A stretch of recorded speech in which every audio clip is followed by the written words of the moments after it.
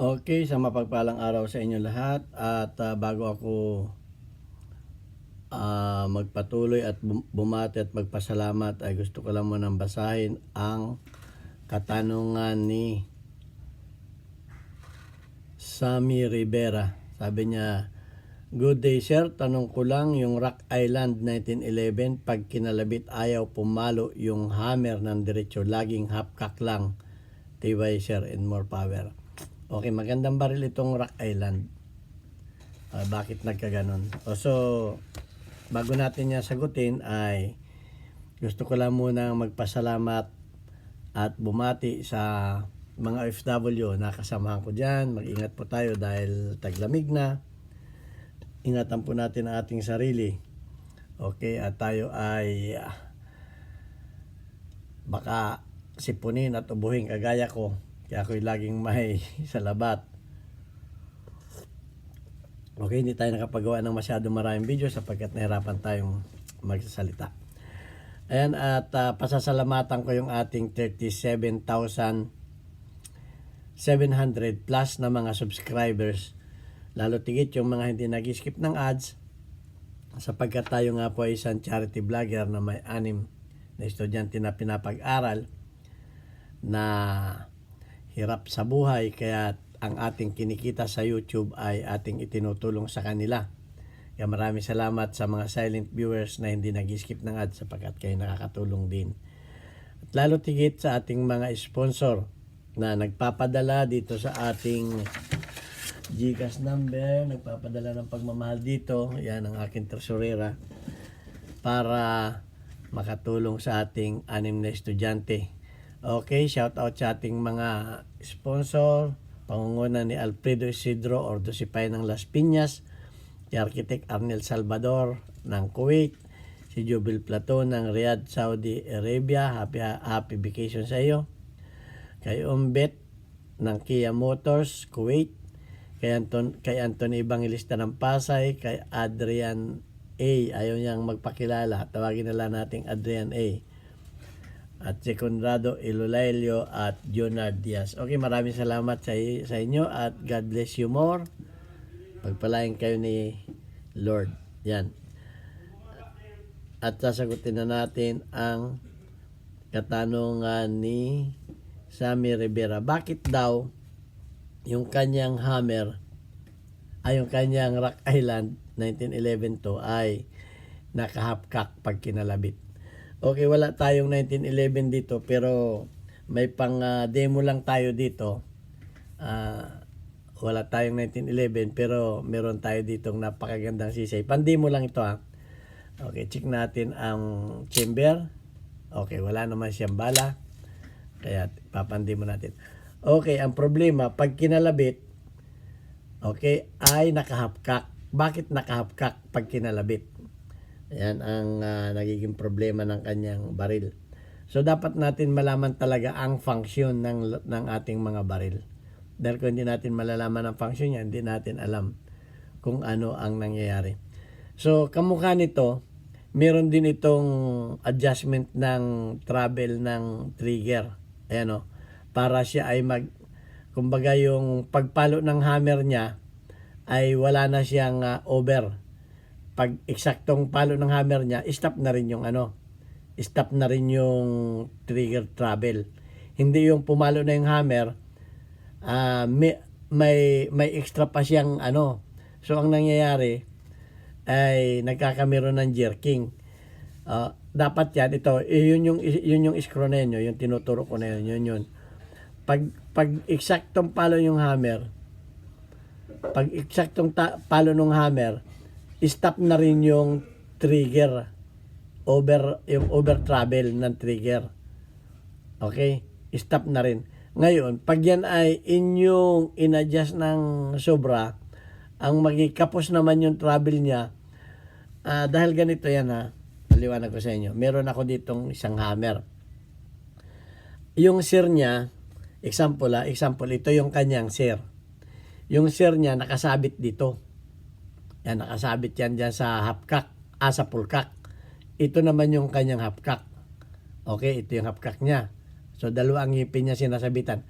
Pag naka-full-cock yan, nakaganyan. Ngayon kinalabit ninyo, yung kalabit ninyo ay, yung trigger ninyo, yung tulak sa sir ay kunti lang. So, nag-slide siya sa full cock, ay pumunta naman siya dito sa half cock. Okay, pumunta siya dito sa half cock. Hindi siya nagdiretso kasi kulang yung atras ng sir Kulang yung atras ng sir. Dahil yung kontrolado niya yung trigger travel. Yung tulak ng trigger bow ay kulang dahil nakontrol nitong adjustment na to. Okay, yung mga 1911 andi dito ang screw niya, no? Andi dito sa may bandang gitna dito. Wala dito. Iba itong sa shadow. Wala dito yan. Ang shadow nandi dito, kitang-kita mo, ayun, oh. Yun, oh, naka-usli doon, oh. Kaya yan ay may control niya yan. Kasi pag inalis mo yun, nakapalo na yung hammer, may travel pa.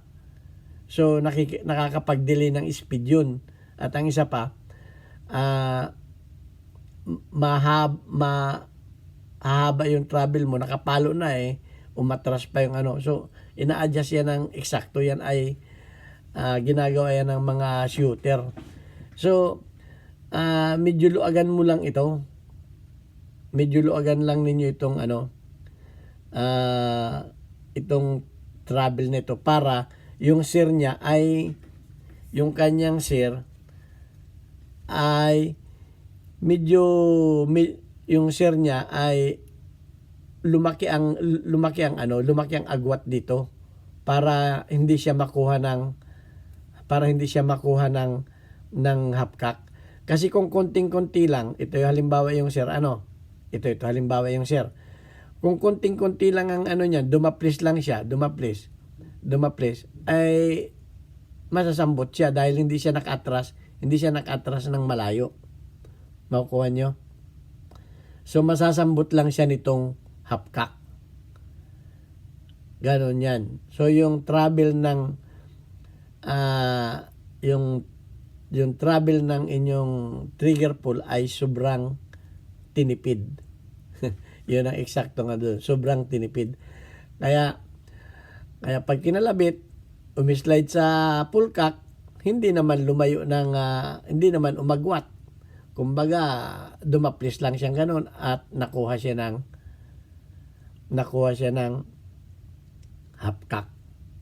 So, yun ang ko. Kasi yung sir niya ng 1911, nakaganyan siya, parang half moon, nakaganyan siya dito. Itinutulak naman siya nito, lagi kong pinapaliwanag yan. Ito tinutulak naman siya nitong mahabang lip spring dito sa baba. Pag siya ay tinulak dito sa baba, gaganon yan. Gaganon yan. Good morning. Good morning. Kamusta? Okay. Balita. Ito magawa lang ng video. tumukod. So ayun ang paliwanag ko diyan. Okay. Kaya adjust lang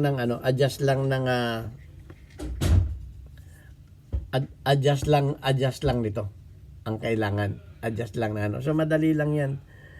At sana kinapulutan ng kaunting kaalaman itong Importante talaga na alam natin yung mga function ng bawat parts natin. Okay. Kaya nga gusto kong may nagtanong din sa akin, saan ako kumuha ng experience ng pag-gunsmith. Okay, next video siguro gagawin ko. Dahil pinag-aralan ko lang yan, self-study. Kung gusto ninyo maging gunsmith, pag-aralan ninyo ang function ng bawat parts ng pisa. Bakit nagkakaganon, bakit nagkakaganire, bakit pumapalo, bakit nag-i-eject. Ganun lang, self-study. Ganun lang ang ginawa ko. So, malalaman ninyo kung paano ako naging gunsmith, kung saan ako kumuha ng experience, at paano kayo makakasunod sa aking yapak. Okay, sa next video gagawin ko yan, baka bukas. Okay, ito ang inyong Pinoy Firearms Instructor. Shout out lang kay Hansel Evangelista ng OGP, One Gun Pilipinas, Bulacan Chapter. Okay, pakishare lang yung ating mga videos para dumami pa yung ating mga subscribers. at lumawak yung ating YouTube channel at nang makatulong din tayo sa ating mga beneficiaries. Okay, ganun din sa aking daughter na adopted dito sa YouTube. Ang napakagaling na ni Lady Mechanic. Namimiss ko na yung mga comment ni Miss Chinchin Gutierrez na isang Lady Mechanic at magaling na rin gunsmith. Okay, parang nakaka-relate ako sa kanya dahil sa pagiging mekaniko rin ako nag-umpisa. Ayan, at pakisupport yung ating mga small YouTuber sa panguna ng aking mentor na nagturo sa akin ng excuse me, ng pag-YouTube, Jun Sahibert, yung kanyang YouTube channel. Kung wala si Jun Sahibert, wala tayong YouTube channel. Kaya pakisupport naman yung YouTube channel ni Jun Sahibert at ni Renegade Opren channel. Yung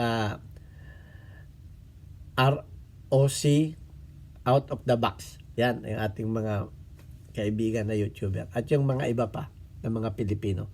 Okay, ito ang inyong Pinoy Firearms Instructor. Huwag ninyo ako hanapin sa Pilipinas. Andito ako sa Kuwait. God bless us all. Thank you very much.